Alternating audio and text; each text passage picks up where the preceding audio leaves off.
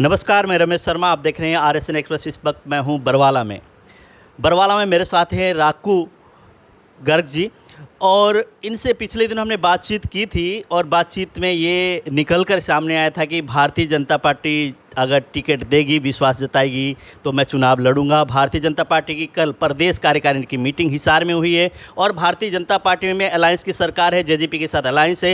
ये था कि कयास ये थे कि जेजेपी की सीट है, जेजेपी के यहाँ से कैंडिडेट होगा, लेकिन भारतीय जनता पार्टी ने स्पष्ट कर दिया भारतीय जनता पार्टी अलग चुनाव लड़ेगी, जेजेपी अलग लड़ेगी। अलग अलग पार्टियों के जैसे कि कैंडिडेट यहाँ पर होंगे, वहीं पर भारतीय जनता पार्टी की विशेष तौर से बात करें, भारतीय जनता पार्टी नब टटोलने में लगी हुई है। ये देख रही है कौन सा यहाँ से जीतने वाला कैंडिडेट है और कौन सा पार्टी के लिए अच्छा रहेगा। इस टाइप से अभी मीटिंगें भी चल रही हैं, अलग अलग जगह मीटिंग चल रही हैं।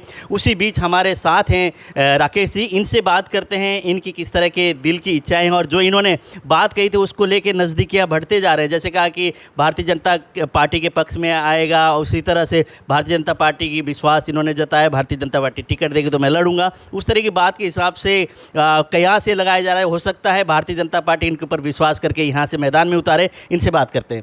राकेश जी, RSN में स्वागत है। नमस्कार रमेश जी, RSN में स्वागत है जी आपका भी। आप जैसे 2-3 दिन पहले हमारी बात हुई थी, आपने कहा था कि भारतीय जनता पार्टी जिस पर विश्वास करेगी उस हिसाब से मैं चुनाव मैदान में उतरूंगा। तो जैसे भारतीय जनता पार्टी में ये तो क्लियर कर दिया कि भारतीय जनता पार्टी का कैंडिडेट होगा और चुनाव लड़ेंगे, तो अब क्या लगता है आपको कितनी देरी है और कब टिकट थमाने वाले होंगे? ऐसा है जी, पार्टी मैं तो पहले भी कह चुका हूँ कि पार्टी का मैं सेवक हूँ। पार्टी अगर मेरे पे विश्वास जताएगी तो मैं पार्टी की सेवा करूँगा। जैसी वो मेरी ड्यूटी लगाएगी मैं उनका भरपूर, जैसी वो ड्यूटी लगाएगी वैसा मैं कार्य करूँगा।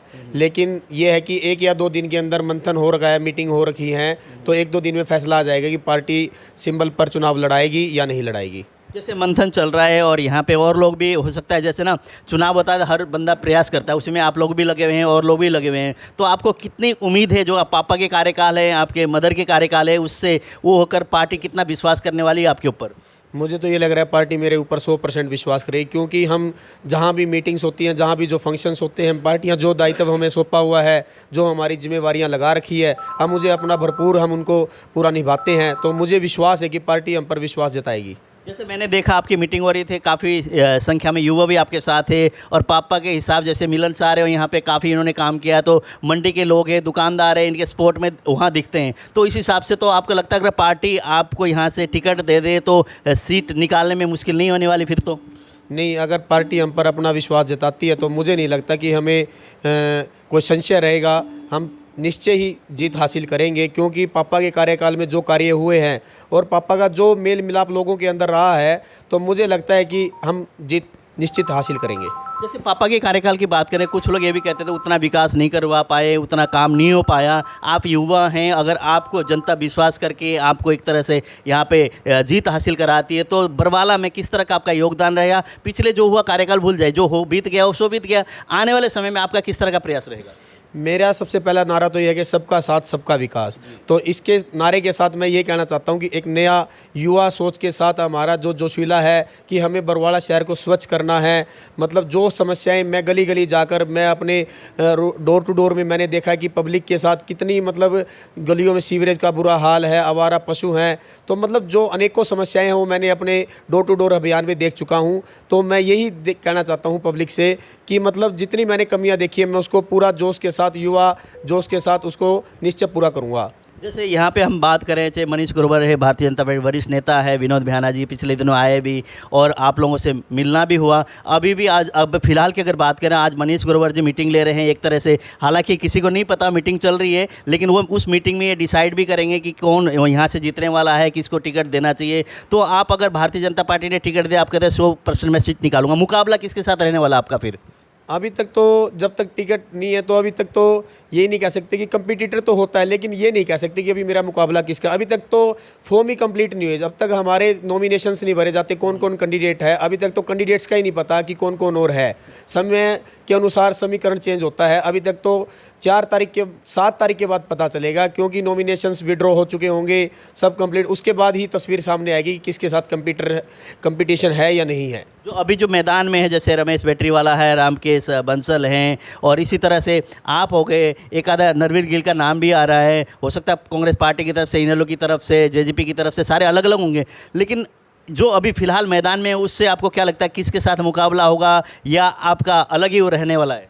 नहीं, अब तक जो मैदान में है उनको देखते हुए तो मेरे को लगता है कि मेरा किसी के साथ कंपटीशन नहीं है, क्योंकि जो अलग अलग हैं, कई तो ऐसे हैं जो जब मेरे पिताजी का कार्यकाल था, जब 5 साल वो कोई पूर्व पार्षद रहे, लेकिन सबसे अलग 17 एमसी थे, सबसे 16 एक तरफ थे, एक एमसी अलग था जिसने कोई काम करवाया ही नहीं वार्ड का, आज वो दावेदारी ठोक रहे हैं चेयरमैनी की। तो इसलिए मुझे नहीं लगता कि लोग उन पर विश्वास करेंगे।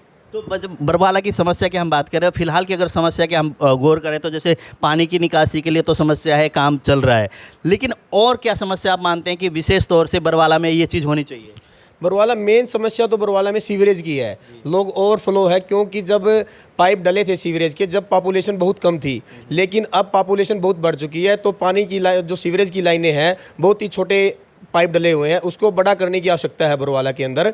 तो मेन समस्या तो हमारे सीवरेज की है, ओवरफ्लो से, जिससे मच्छर सारे बहुत ही गंदगी होती है रोड पे। हम रात ही मेरा प्रोग्राम था वार्ड नंबर 17 में, वहाँ देखा मैंने कि पानी से लबालब थी गलियाँ, तो मैंने बहुत ही गंदा फील किया कि हमारा बरवाला शहर ऐसा है। इसी सोच के साथ मैंने मैदान में उतरा हूँ कि बरवाला को बहुत ही स्वच्छ ग्रीन सिटी करना है। जी, जैसे कि भारतीय जनता पार्टी और जेजेपी अलायंस थी, अगर अलायंस में कोई भी उम्मीदवार होता तो उसके लिए आसान होता जीतने के लिए।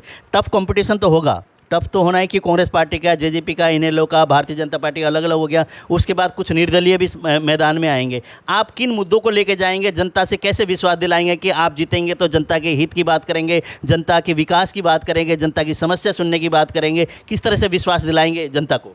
जनता को वैसे तो पता ही है कि हमें बताने की जरूरत नहीं है बरवाला की जनता को, क्योंकि पापा मम्मी मतलब बरवाला में पूर्व पार्षद, पूर्व चेयरमैन रह चुके हैं। बरवाला जानती है कि इनका परिवार कैसा है, कैसे लोगों की सेवा करते हैं। तो वैसे बरवाला की जनता को बताने की आवश्यकता नहीं है हमें कि हम कितना काम कर सकते हैं, लेकिन फिर भी एक नई सोच के साथ, नया युवा होने के कारण मैं यही कहना चाहूँगा कि जो मैं गलियां जाकर देखा है मैंने कि आवारा पशु हैं, बंदर हैं, हमारे समस्याएं, सफाई नहीं हो रही। एक टम्पू है शहर के अंदर, और शहर इतना बड़ा है, पॉपुलेशन 60,000 70,000 के करीब है, तो इतनी गंदगी के ढेर। कोई भी अगर गेस्ट बाहर से आता है तो मतलब कोई भी ये नहीं कहता कि बरवाला शहर है, मतलब उन्हें बहुत ही डर्टी फील होता है। तो इसलिए मैं बरवाला को बहुत ही स्वच्छ और बहुत ही शानदार बनाने की कोशिश करना चाहता हूं, और मैं बरवाला से यही अपील करता हूं कि आपका बेटा, आपका भाई राकेश गर्ग राकू एक बार सेवा का मौका दें, फिर आप देखें कि अगर काम नहीं हुआ तो फिर आप कह सकते हैं, लेकिन आप लोग हम पर एक बार विश्वास जताएं, जैसा मेरी माता जी पर जताया था, एक बार बेटे पर और जताएं।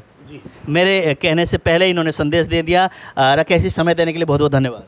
धन्यवाद रमेश जी। जैसे कि भारतीय जनता पार्टी की टिकट के इंतजार में भारतीय जनता पार्टी क्या डिसीजन लेगी, क्या होने वाला है, क्यों मीटिंग का दौर जारी है, लेकिन कहीं ना कहीं अगर बात करें तो 2 दिन पहले इंटरव्यू किया था और उसमें बहुत फ़र्क हो गया। पहले था कि जेजेपी और बीजेपी दोनों मिलकर चुनाव लड़ेंगे और जेजेपी की कोटे में आएगी, लेकिन स्पष्ट हो गया भारतीय जनता पार्टी का अलग कैंडिडेट होंगे, जेजेपी अलग लड़ेगी। इस हिसाब से अगर इनको टिकट मिलती है तो ये दावा ये करते हैं कि जितने भी लोग मैदान में उनसे अलग से काम करें, युवा हूँ और माँ बाप ने जो पहले कार्य किया है, समाज की सेवा की है, उसका भी मुझे बेनिफिट मिलेगा, और आने वाले समय में भी मैं जनता के हित के लिए, जनता के जो समस्या सुनने के लिए तत्पर रहूंगा। उसी हिसाब से मैं वोट के भी जनता के बीच जाके वोट मांगूंगा, और ये उम्मीद है कि भारतीय जनता पार्टी इनको विश्वास करके इनको टिकट मिल सकती है।